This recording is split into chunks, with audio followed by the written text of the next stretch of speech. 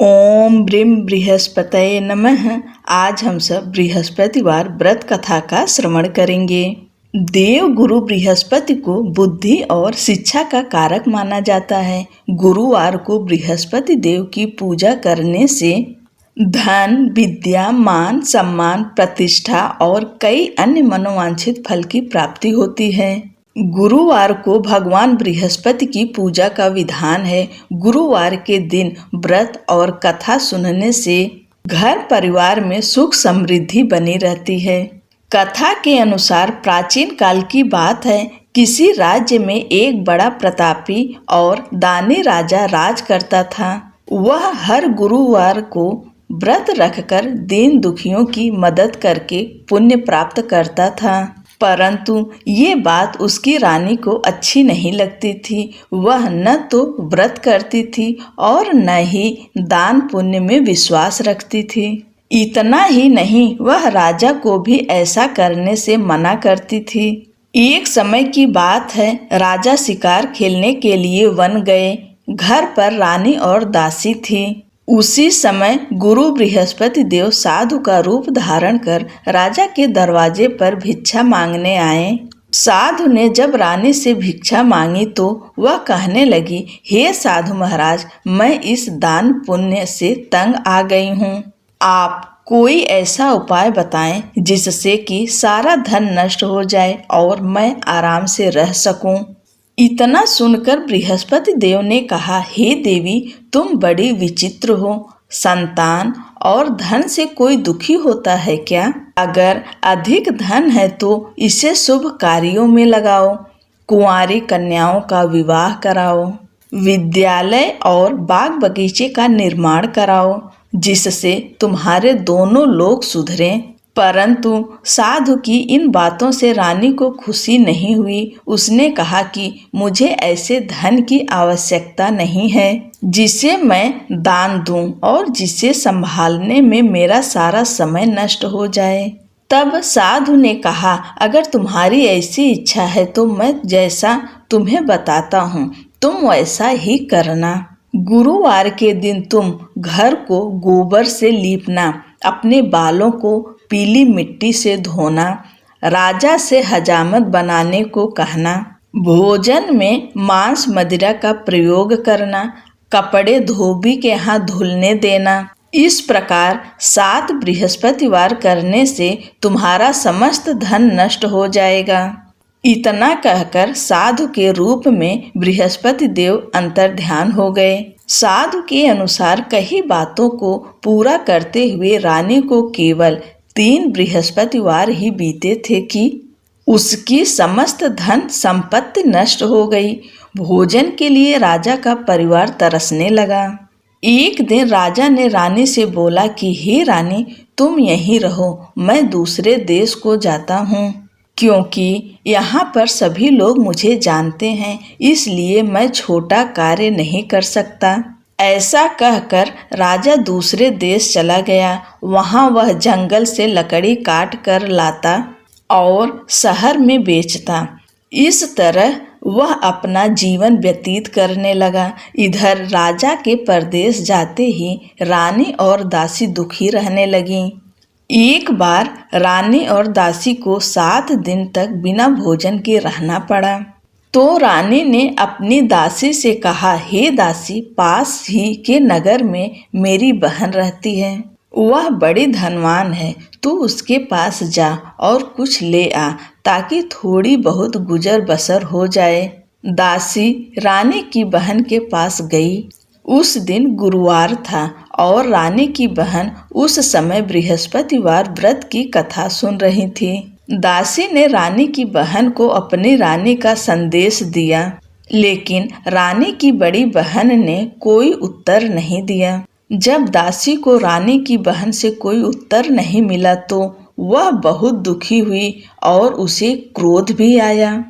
दासी ने वापस आकर रानी को सारी बात बता दी। ये सुनकर रानी ने अपने भाग्य को कोसा।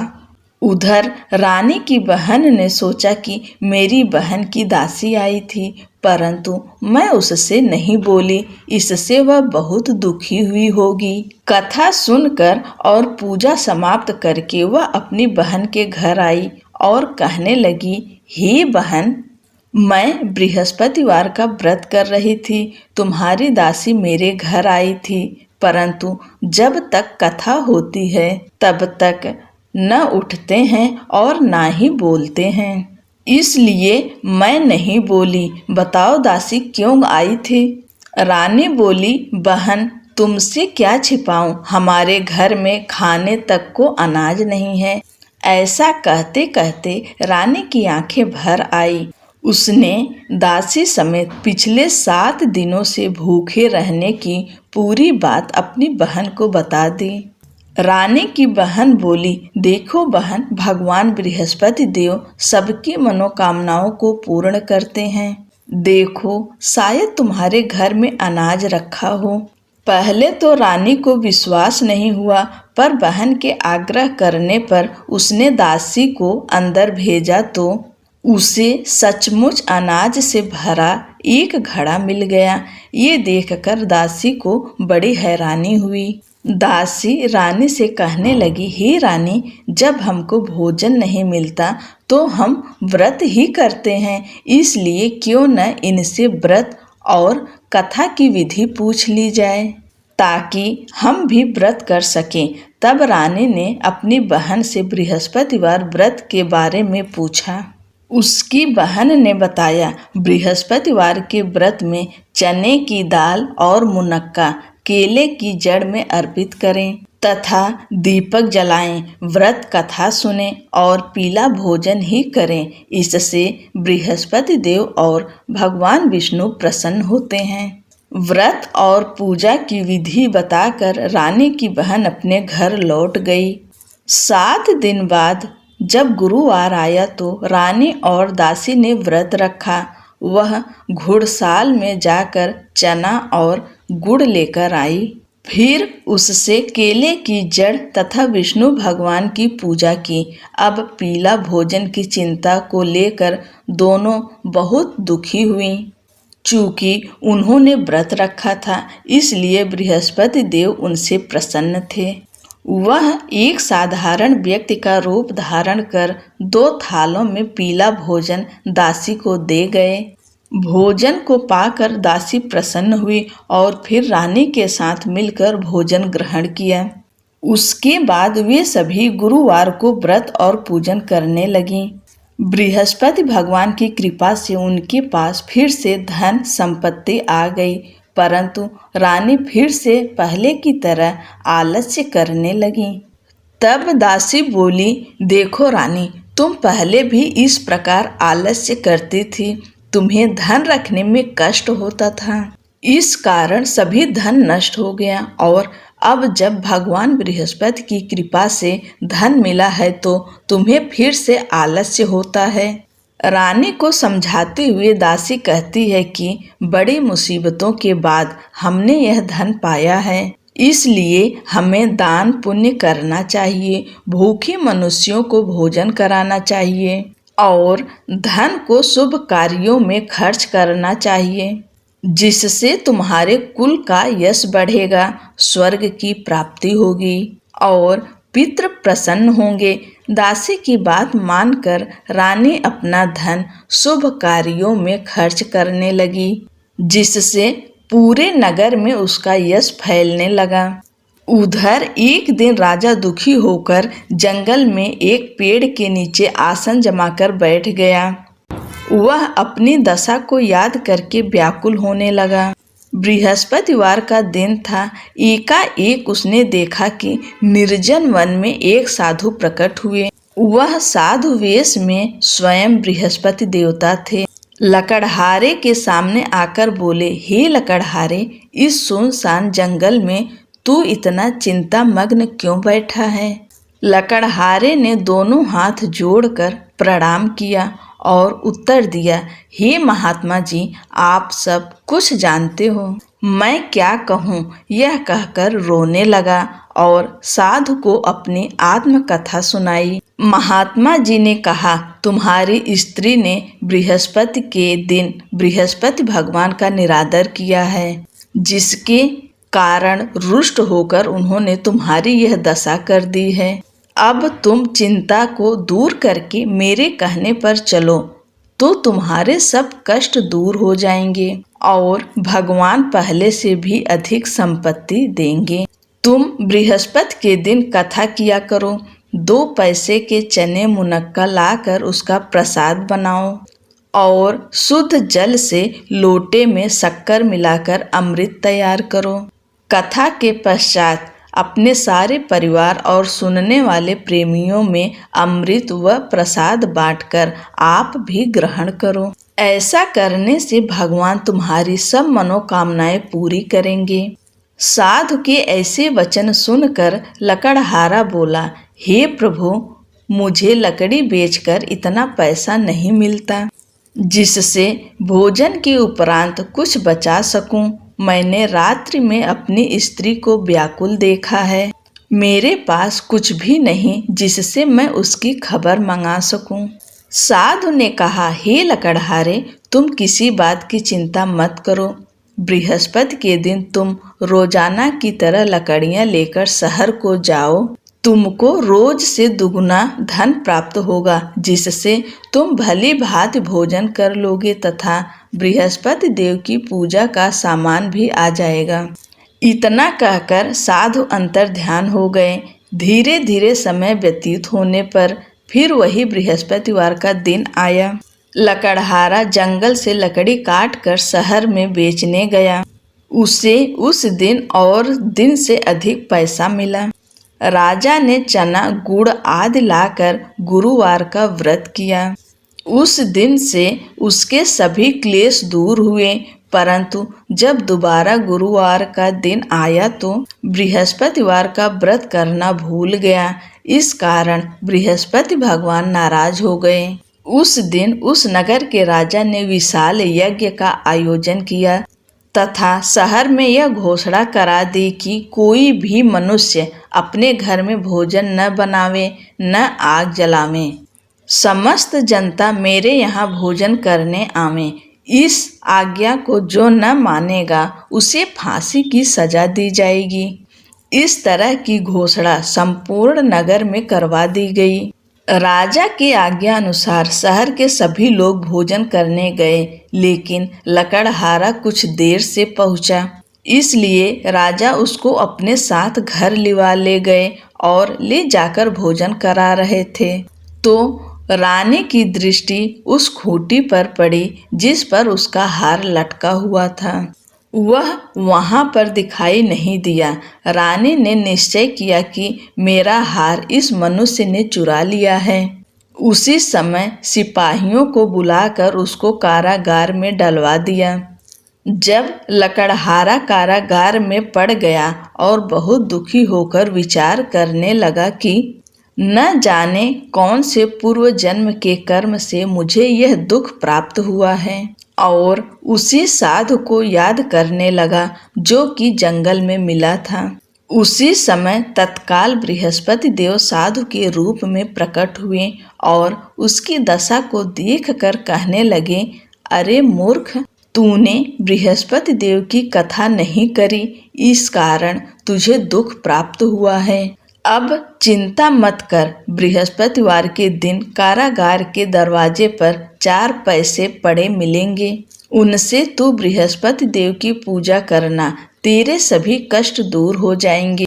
बृहस्पति के दिन उसे 4 पैसे मिले। लकड़हारे ने कथा कही। उसी रात्रि को बृहस्पति देव ने उस नगर के राजा को स्वप्न में कहा, हे राजा, तुमने जिस आदमी को कारागार में बंद कर दिया है वह निर्दोष है। वह राजा है, उसे छोड़ देना। रानी का हार उसी खूंटी पर लटका है। अगर तू ऐसा नहीं करेगा तो मैं तेरे राज्य को नष्ट कर दूंगा। इस तरह रात्रि के स्वप्न को देखकर राजा प्रातःकाल उठा और खूंटी पर हार देखकर लकड़हारे को बुलाकर क्षमा मांगी तथा लकड़हारे को योग्य सुंदर वस्त्र आभूषण देकर विदा कर दिया।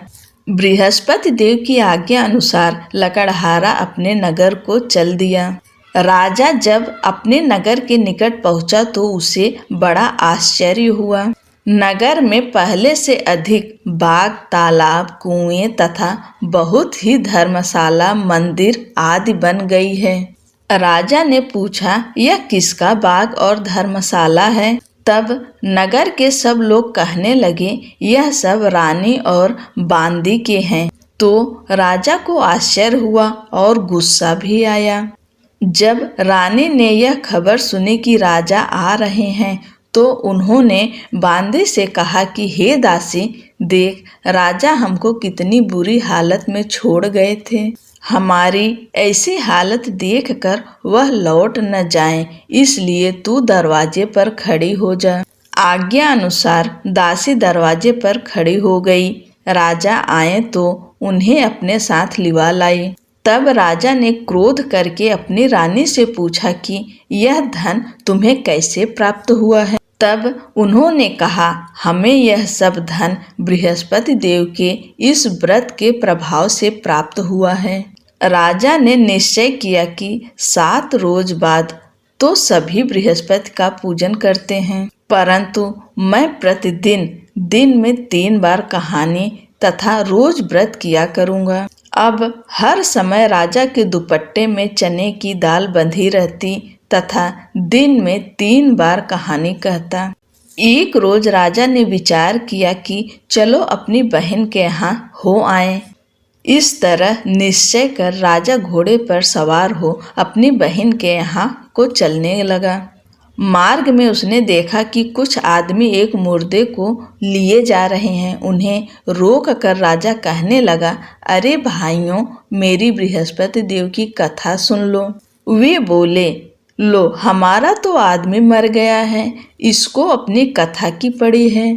परंतु कुछ आदमी बोले, अच्छा कहो, हम तुम्हारी कथा भी सुनेंगे। राजा ने दाल निकाली और जब कथा आधी हुई थी कि मुर्दा हिलने लग गया और जब कथा समाप्त हो गई तो राम राम करके मनुष्य उठकर खड़ा हो गया। आगे मार्ग में उसे एक किसान खेत में हल चलाता मिला। राजा ने उसे देख और उससे बोले, तुम मेरी बृहस्पतिवार की कथा सुन लो। अरे भैया, किसान बोला, जब तक मैं तेरी कथा सुनूंगा तब तक 4 हरैया जोत लूंगा। जा, अपनी कथा किसी और को सुना। इस तरह राजा आगे चलने लगा। राजा के हटते ही बैल पछाड़ खाकर गिर गए तथा किसान के पेट में बड़ी जोर का दर्द होने लगा। उसी समय उसकी माँ रोटी लेकर आई। उसने जब यह देखा तो अपने पुत्र से सब हाल पूछा और बेटे ने सभी हाल कह दिया। तो बुढ़िया दौड़ी दौड़ी उस घुड़सवार के पास गई और उससे बोली कि मैं तेरी कथा सुनूंगी, तू अपनी कथा मेरे खेत में चलकर ही कहना। राजा ने बुढ़िया के खेत पर जाकर कथा कही, जिसके सुनते ही वह बैल उठ खड़े हुए तथा किसान के पेट का दर्द भी बंद हो गया। राजा अपनी बहन के घर पहुंचा। बहन ने भाई की खूब मेहमानी की। दूसरे रोज प्रातःकाल राजा जगा तो वह देखने लगा कि सब लोग भोजन कर रहे हैं। राजा ने अपनी बहन से कहा, ऐसा कोई मनुष्य है जिसने भोजन नहीं किया हो, मेरी बृहस्पतिवार की कथा सुन ले। बहन बोली, हे भैया, यह देश ऐसा ही है कि पहले यहाँ लोग भोजन करते हैं, बाद में अन्य काम करते हैं। अगर कोई पड़ोस में हो तो देखाऊं? वह ऐसा कहकर देखने चली गई, परंतु उसे कोई ऐसा व्यक्ति नहीं मिला जिसने भोजन न किया हो। अतः वह एक कुम्हार के घर गई जिसका लड़का बीमार था। उसे मालूम हुआ कि उनके यहाँ 3 रोज से किसी ने भोजन नहीं किया है। रानी ने अपने भाई की कथा सुनने के लिए कुम्हार से कहा तो वह तैयार हो गया।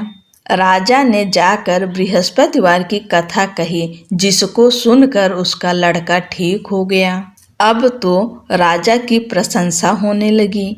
एक रोज राजा ने अपनी बहन से कहा कि हे बहन, हम अपने घर को जाएंगे, तुम भी तैयार हो जाओ। राजा की बहन ने अपनी सास से कहा। सास ने कहा, हाँ चली जा, परंतु अपने लड़कों को मत ले जाना, क्योंकि तेरे भाई के कोई औलाद नहीं है। बहन ने अपने भैया से कहा, हे भैया, मैं तो चलूंगी, पर कोई बालक नहीं जाएगा। राजा ने बोला, जब कोई बालक नहीं चलेगा तब तुम ही क्या करोगी। बड़े दुखी मन से राजा अपने नगर को लौट आया।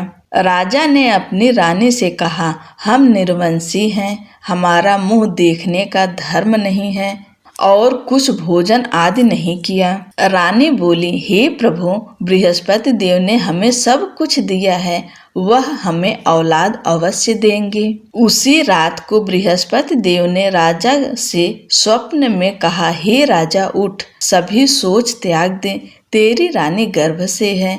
राजा की यह बात सुनकर बड़ी खुशी हुई।